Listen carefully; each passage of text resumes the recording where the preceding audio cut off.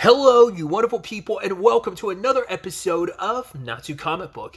This being a show where we talk about TV shows that are adaptations of comic books. For today's episode, I'm going to talk about Ironheart Season 1, Episode 3. Another great episode. A lot of really interesting things went down in this episode, so let's break it down. I want to start talking about the fact is I really like that this show has like different title cards every episode. I was like, oh, that's such a neat thing. Like in this, last episode, it was a street sign that said Ironheart, and this episode, the money takes on the form of Ironheart. I was like, oh, that's super dope. It reminds me of like the Umbrella Academy, where it's always like every episode has a completely different like title, like where you get the title. So I think that's kind of neat.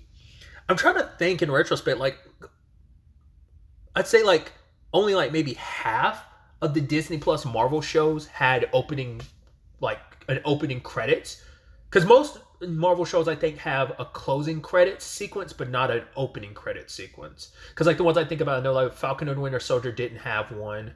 I want to say Agatha All Alone didn't have one outside of the first episode, but I get distinctly remember having closing credits, because this show doesn't have the opening credits or closing credits, like which most of them have one if not the other, if not both.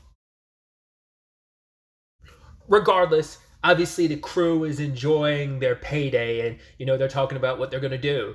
The blood siblings are saying they're going to fight a ring. Obviously, Slug, they're saying they will open like a restaurant lounge. Clown is like, yo, I'm basically, what was it, like a children's school that's going to be a front for her black market explosives. And obviously Riri's putting everything back into the equipment. Yeah, it was kind of out of pocket for Clown to do what she did, where she was like, oh, I broke into the safe. I want to check out this hood. I think it's interesting because she's like, whoa, it's weird, but she's like, it's got this warm feeling to it, and she wants to understand it. And then John snapped off at her, because we don't know what that means. For one, he's keeping whatever the hood situation is a secret from the rest. It's like whatever it is, it's something only him and Parker knows. But I also wonder, like, does it invalidate whatever deal is going on if someone else takes the hood? Like, it might interfere with that. Like, who knows what that means in the long run? It could just be like you're trying to keep it hush hush because that could also breach the contract of this deal, or someone else touching it. I'm so curious why John reacted the way he did. But Parker tried to rein him in, like, yo, John, it's good. You made your point. They're not going to do it again. And Riri, like, stood up to him. I even love the others are like, yo, don't do that. But no one really, really did anything to stop it. And John called them out for it. But obviously they're moving on to their next target. I didn't even think about this last episode, but the whole, like, Parker being, like, the hood, being very... I don't know if that's how he's represented in the comics, or whether he's supposed to be very Robin Hood-esque, but he's kind of treating himself like he is. Like, yo, we're going after these big giants. We're taking some of that power. We're kind of like, we're taking from the rich and giving to ourselves, but it's like this is the only way we can make a move, because they will never take notice of us, so we make them notice us by taking some of their power. It was taking theirs. Obviously, these recent the tunnel situation, as well as the company this episode, wasn't the first time they've struck. They've gone after other companies too, to the point the guy this episode was like, oh, I had a feeling you were coming after me because you've hit so many other companies, and people, the word is kind of spread amongst the tech companies about some young upstart who's like coming for them type of situation. So, but obviously this situation is pretty dire because the system's kind of locked down. They can't bring in any bombs or Riri's suit or John's knives. They kind of have to, hack into the system and try and like blackmail their way through this whole situation. Because at the time we were still unclear on what the end results were, but John later on is talking to Parker, which we also see the tattoo has expanded. So I don't know if it's been a couple days. Or because once again, I thought the markings like were separate from the tattoos. I thought the tattoos were just used to cover up the markings, which they still could be, but for it to kind of be like so it's like, I guess it's one and the same. So what was he tattooing on him then?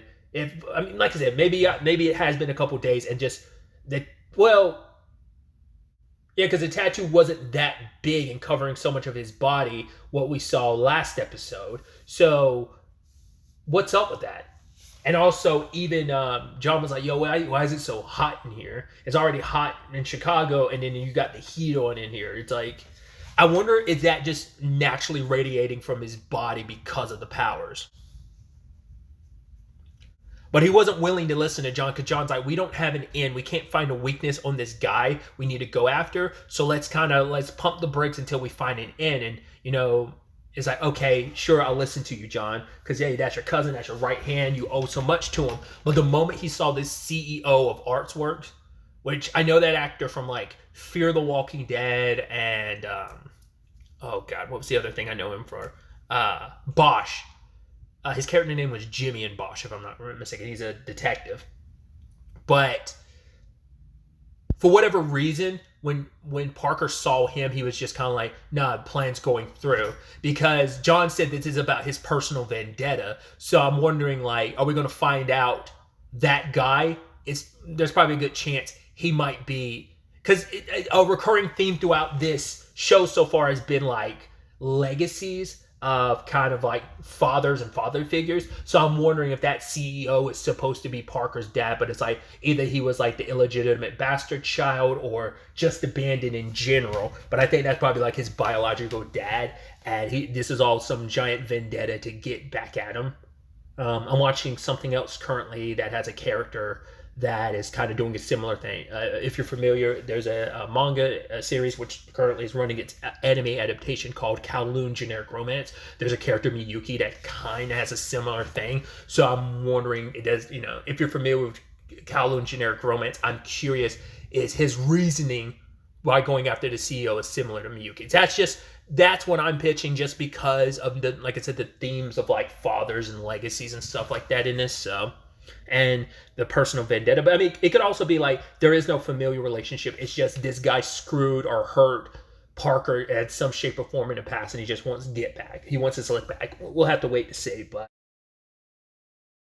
I love that we have Joe just randomly showing up at Riri's place, and she's like, "Yo, who's this like middle-aged guy in front of my?" He's like, "Middle-aged? I'm 36, respectively."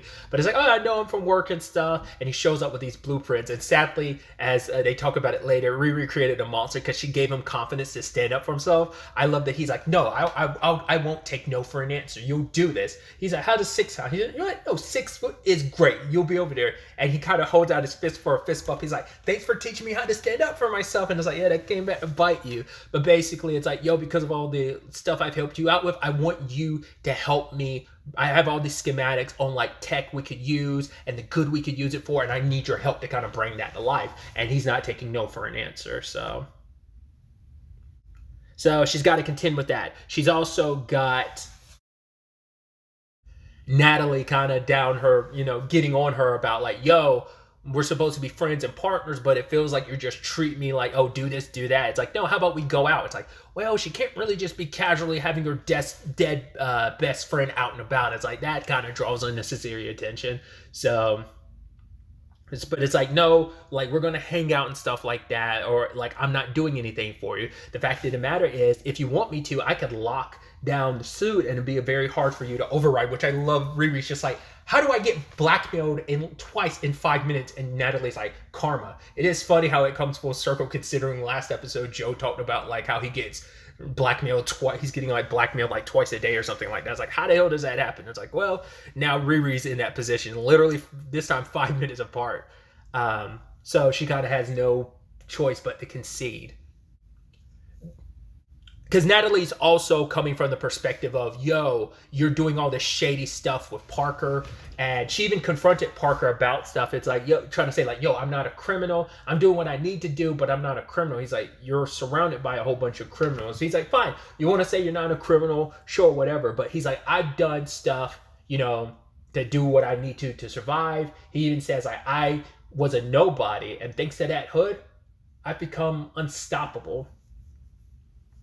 And it's like, it's all about wanting to be iconic, wanting to be something more, to build something more, to be something more. And I think the parallel is these two are two sides of the same coin in a lot of ways. That is kind of like they're both blinded by their ambitions. Her ambitions are to do what she wants to do and build what she wants to build, versus well, it seems like Parker's main ambition is to rise up, but also like get back against settle his personal vendetta, which I can only assume John's the only one that knows the true motive, because everyone else is thinking like, oh, we're just getting paid, we're taking down some rich assholes in the process, but we're getting paid. That's all that matters. But it's like, well, there's a little bit more motivation behind why Parker does what he does. Obviously, famous last words from Riri in this whole situation is her thinking and believing that she has this whole situation under control. She's like, right, I got Parker figured out. It's like, no, you don't know anything about that hood. You don't know who he really is. What do you know about this guy? And it's like, you don't know anything, but you're so blinded by the money and what this can get you in that you're going to get what you want in the end, that you're ignoring all the red flags, all the signs that are there. And ultimately that karma comes back full circle in this episode to bite her again. So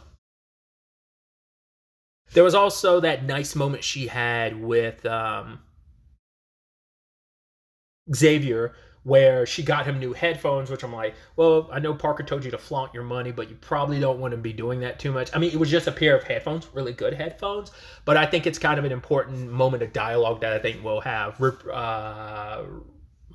the word I'm looking, rippling effects, because the reason why he keeps the headphones he has is like because Natalie would steal them all the time. He's like, every little nick and issue with them it's tied to her. It's like a memory, and it's like when I use these, he's like, it feels like her soul is there in the music I made. And even Riri is like, how do you keep yourself from falling apart? Because for him, it's like, because these are memories I can hold on to. It's kind of that thing of, as long as no one's ever, once again, I always go back to it. It's that line from What If episode 5 from season 1 from T'Challa. Even when, like, what was it? Even those who are gone are never completely gone. As long as we're here to remember them, they'll never ever be completely gone. So it's kind of a similar thing. And Riri, who struggles so much, so interestingly enough, that her brother only has, Natalie's brother only has like the headphones, it has memories, where it's like you have a literal AI representation of that, but it's still the struggle of contending with that. And especially when she's bringing up memories and you're trying to differentiate between the real Natalie and you, but even the AI is catching on like, oh, you try to say, I caught that slip. You said you're trying to keep the distance and be like, oh, I'm not really Natalie. I'm not your Natalie. So they go to Gary's shop and she has a PTSD moment at that night. And it's interesting, like, because it started interfering with Natalie too. Because I think once again, it's tied to Riri's mind. I believe it's like, I think it's a little bit of like, I guess, want to go a little Ghost in the Shell, which is not the best reference to use because it's a series I've seen the movie, like not the animated movie from like, was that the 90s? I think it was. And then tiny bits of standalone complex here and there, but it's not a world and universe that I've ever taken a deep dive into, but like kind of the soul of the machine and stuff. Like it feels like Natalie's soul is imbued in this machine, you know? I think it probably could be kind of a little bit of a Vision, Boat of Theseus conversation of who are you? Who is the body? Like, when you've been replaced so much, and can you be that person when you're just a machine and not just the memories, but when this AI is so Natalie, like, can you just say that it is just purely her memories, or is it more like no, this is her soul and essence exist in this form, this is just the new version of the soul in the form of AI? I don't know, that's a lengthier, I think, philosophical question of existence.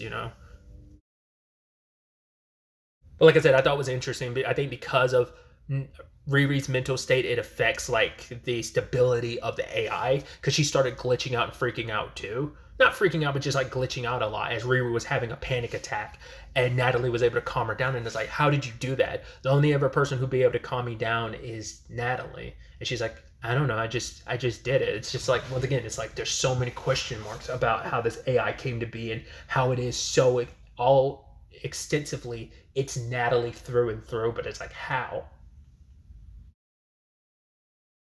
But when Riri goes home, she finds out about Stuart. Once again, no surprise there. And it's like, well, you were the last person that called Stuart. It's like, well, made him do a job interview. It's okay. But now she's freaking out when she gets away from the cops, because, like, crap, Parker and them definitely did this. Holy crap, like, the fact is this guy knows about me, knows about my family, knows enough to track me down. So it's like, yo, I mean, especially because she's a little bit of a local celebrity. Hell, that's even how That's how Joe found her, because it's like, yo, he's like, all I did was Google you. So it's like, the downside of being kind of this well-known prodigy in town. But the thing they have thinking is like, okay, so we need leverage against Parker, because even Natalie was like, yo, you think you do two more jobs and he's going to let you go? It's like, for what, you are too useful, but also you know too much, so he's going to keep you close on the two front of, well, you know too much and I can't let you go, but also you in that iron suit, having that a part of my crew is a plus. I could always use you in the future. So he would never let her go. And it's like a gang. Only way in is out, and that's in a body bag or a casket. But they're thinking like, all right, as we can get a piece of the cloak, we can understand it a little bit more, because it's like, right, it might be magical, but he's just a regular guy in a magic suit. It's like, well, this guy in a magic cloak can turn invisible and bend bullets, so that's something to kind of contend with. But Riri plans on using this operation, this next heist, as a means to get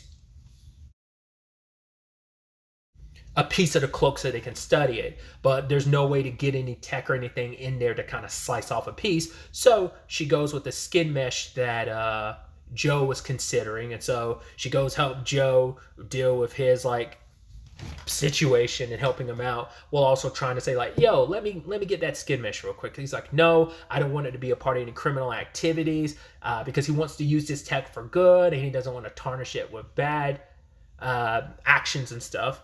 But then we get to reveal on who he really, really is. The moment Obadiah's name popped up, I was like, oh yeah, I feel like I vaguely remember hearing talks about Obadiah's son being in this, his real name being Ezekiel. But it's like, oh, it's like, yeah, your dad, he died in a plane crash. It's like, no, my dad turned into a supervillain, a literal ironmonger, and tried to kill Tony Stark. So yeah, that's the truth behind my dad. And he's like, ever since then, I've been doing everything I can to like pull myself away from my father's legacy. That's why he doesn't want anything elite. Like he wants to use all this tech, and I think that's also why he gathered up all the bionics and all the weapons and stuff, because he wants to try and destroy the legacy his father built to create something good in the world. And that's why for him, it's like being around Riri and it's like doing this bad. It's like for him, it's like you showing up in an iron suit doing bad. It brings it all back. It's just drawing me it towards a legacy I don't want to inherit and scared to inherit. And then Riri explains the whole situation of why she does what she does. He's like, are you a Stark fan? Which I think in the comics she is. She's a massive Tony Stark fan. But in this, it's like, no, her stepdad Gary was. He's the one that talked about Tony all the time, and the whole, being a mechanic who loved, understanding things. You pull it apart just to fully understand it, and, died in a drive-by. And, I thought it was, that was nice with Ezekiel saying like, right, you're lucky to have had a Gary, at least you didn't have an ironmonger in your life. But it's like, he's like, maybe there's a hero in you after all that can like come out, and saying like, because she had that conversation with Natalie about whether or not how Gary would feel about her with the suit and flying around, but obviously he'd be disappointed in how she's utilizing it. Natalie sticking that knife in and twisting it, with the guilt. But this whole conversation, Ezekiel, or rather Zeke, ends up giving the mesh over to Riri, because he's like, we are friends. He's like, yeah, no, in a weird way we are. Because even she recognizes like, no, he's a good guy. He's annoying and kind of weird, and a little bit of a hot mess, but he's got a good intention. He's got a good heart at the end of the day. And so,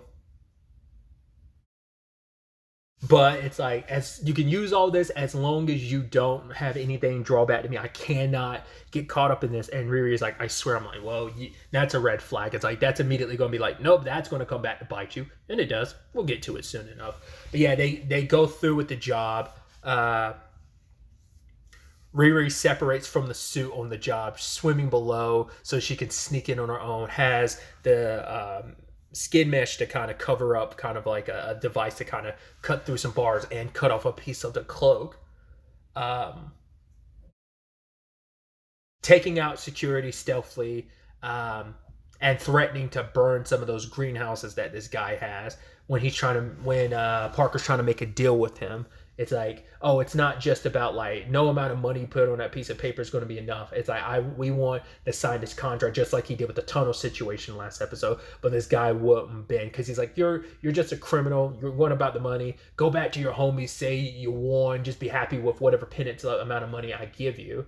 But Riri's like overreach. Like rather than being patient, she gets impatient and she tries cutting a little at a time. But then that's the problem. This sets off a massive layer of dominoes that this all comes back to Riri and she feels guilt over it. And it's like it is on her. Like her actions led to the fallout of everything in this episode. I mean, she's the one the reason the alarm set off and like everyone got stuck. At least she told Natalie like, yo, go protect everyone, make sure they're okay. I'm gonna find my own way out. But it's like because of you, I mean, really, that CEO dude kind of running his mouth also got himself killed. But it's like, yeah, you put Parker in a situation where he got antsy and just kind of like, yeah. I'm wondering, does being in like when he holds his breath, does that activate all the abilities of the cloak? I'm wondering because he does it later when he's shooting, and it's not just for defensive purposes. I think that's the only time he can use those abilities is when he's holding his breath. So, because while he's choking out the guy and then eventually snapping his neck, he was still invisible. Then he's taking down the guards. I think he has superhuman strength as well. I think, but all that's applicable only when he's holding his breath. So. But also, like after he did that, after he killed that CEO, like his eyes glowed darker, like letting a little bit of that devil run rampant in that moment. But yeah, he proceeds to. I mean, he knocked out a lot of the guards, but there's at least two of them he definitely killed with the two he shot. But I'm sure some of that neck damage because he was choking some and snapping necks, so and flinging them. But I mean, I assume some of them straight up survived, not unless he went to finish everything off. But yeah, everyone being trapped and almost suffocating as the greenhouses are filled with CO2. Then lo and behold, she runs into man. I'm calling him by his real name. She runs into John, and I was like, oh, like I wish you could have covered that up a little more. He saw the piece of the cloak. I was like, oh, I was hoping you could be like, yeah, I decided to sneak in here. You know, when I went off on my own to sneak in here to help, but it's like, yeah, it kind of got busted. And so John proceeds to try and kill you. I mean, there's nothing you would have been able to say in that moment because John's got Parker's back through and through and trusts him. So like, I'm not going to turn against my family. So obviously he knows about the Stewart thing. That was already kind of a given the moment they were looking for Riri to be his replacement. During that struggle, sadly, the mesh ended up falling off, and you're like, well, that's going to be evidence of this crime scene. So that massively sucks. And so Natalie showing up to help after she helped out um, some of the crew and then came to Riri. I was like, are you going to really just let John? I was like, there's no way you're going to let John die, but they take off and then the door closes behind her. I don't know if Riri probably wasn't thinking and didn't care to think in that moment. She had gotten sliced up, her legs a little jacked up from falling out of the vent, him slicing her up, choke. Like, there's a lot that went down in that moment. So it's like, yo, I got to get out of here. And the door seals behind them and he's trapped and suffocates. It's like, so unintentionally you murdered that guy. You know, even if you don't want to look at it that way, you left him to die. So, but it's also like if you had let John live, he would have ratted you out to Parker. He would have come after you. So at least this way you're able to keep your secret so Parker's not coming after you. But we'll talk about that in a second. So, but also all the people Parker murdered, is that also on you for setting all this in motion? It's like when she actually gets back home, like she gets out of the suit and she starts having a panic attack because it's like, yo, what did she say at the beginning of the episode? I'm not a criminal. And it's like, well, in her mind, it's like, I am. Like, I'm responsible for someone dying. You know, I might not have done it directly. He was trying to kill me. It was kind of a self-defense thing, but I still left him to die because it also covered for me, because if he had came out, he would have told Parker everything. He would have come after me. The entire crew would have turned against me. In particular, Parker would have come after me, especially considering you have no countermeasures against the Hood. So it's just a lot, and it's a lot to kind of contend with, because it's like, yo, especially after what Ezekiel said, like, yo, you have a hero in you. It's like, well, not a very heroic thing in that moment, but, you know, heroes have their low moments. It's just, all you can do is try to learn from it and never make that mistake again and grow from it. Obviously, Parker's taking it pretty hard, and him being like, "This wasn't part of the deal. Like, is this part of the plan? Taking John." When he initially saw John choking, I was like, "Is that supposed to be John's soul? And is it meant to torture you?" But it's like, no, it's meant to show you how he died. But then we see the shadow. At first, I was like, "Is that supposed to be?" At first, I was like, "Is that going to be like Mephisto, right? Like shadow form?" But it was like, no. When it bulged out like that, I was like, "That looks like an iron suit." So I was like, does Parker now know Riri was responsible? Now the question is, how is he going to play this? Is he going to like use Riri to get the job done, and when he gets the opportunity to, he's going to play it cool up until he doesn't need her anymore, and then he's going to kill her because he knows she's responsible for John? I mean, she's going to distance herself anyway, but she's probably going to try and play it low key, over her guilt and also preparing herself to get away from Parker. I don't know. I'm curious to see how that plays out. Once again, she's also got the guilt of, yeah, I kind of screwed Ezekiel over too. So everything that could possibly go wrong went wrong. So it's going to be interesting to see how this all gets resolved next episode, or continues to play out next episode. Next week we have the final 3 episodes, second half of the season. So it's going to be interesting to see where things go from there. Like I said, to see how Parker and both Riri handle the aftermath of this episode. But really, that's all I want to talk about. So the next time we meet, be happy, be safe, live life to the fullest, and enjoy it. Good day and goodbye.